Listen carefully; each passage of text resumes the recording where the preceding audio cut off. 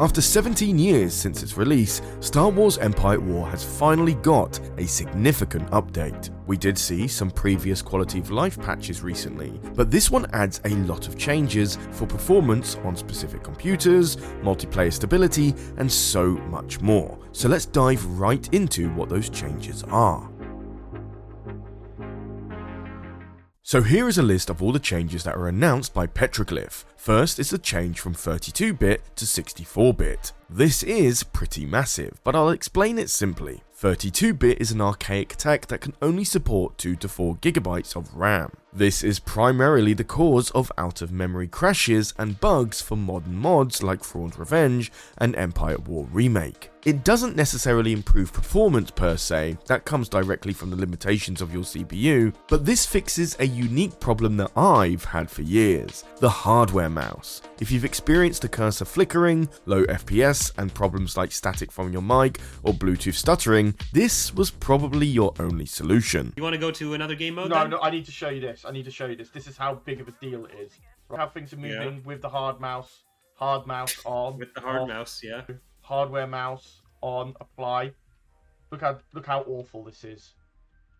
I've been playing like this for 3 years, Corey. Yeah, and options, video, hardware mouse off. Are you serious?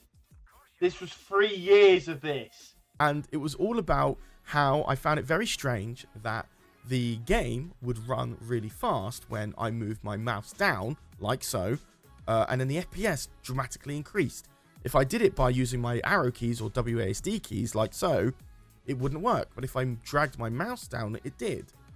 So that's what got me asking the questions to those Empire War developers, like, why is this happening, and how could we capitalize on this? When in reality, what was happening, as I mentioned earlier, the mouse was outside of the Empire at War environment. So once the mouse was no longer in my Empire at War window, it no longer had to emulate the mouse in hardware mouse in the game, which meant it could focus on the game itself, which gave me a big FPS bump. The next big change is stability in multiplayer. If any of you've played Conquest multiplayer, let alone Skirmish, you've all likely encountered this problem once or twice. Oh, that's sad.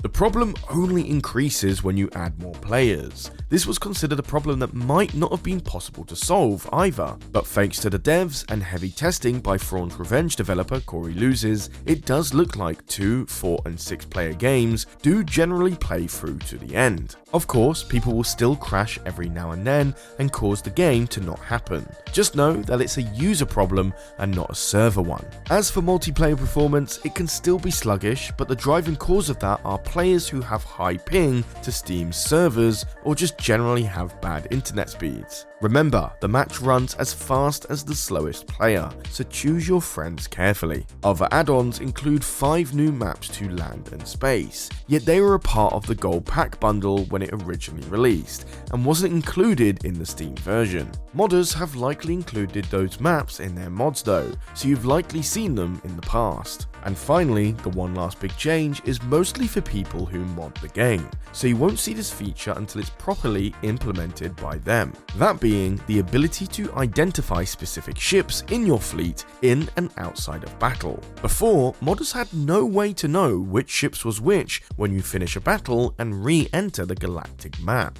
When running multiples of one type of ship, which was inevitable, this shut off a lot of cool potential ideas, like maintaining the damage taken from each ship fight to fight. Some smart people did make workarounds, but that could only be applied to one particular large super star destroyer. Now, this could add another layer of difficulty or ways of playing never seen before in Empire War. So those are the big changes. The rest tend to gear towards quality of life tweaks, bug fixes, and more transparency regarding code between the original developers of the game and modders who keep the game alive.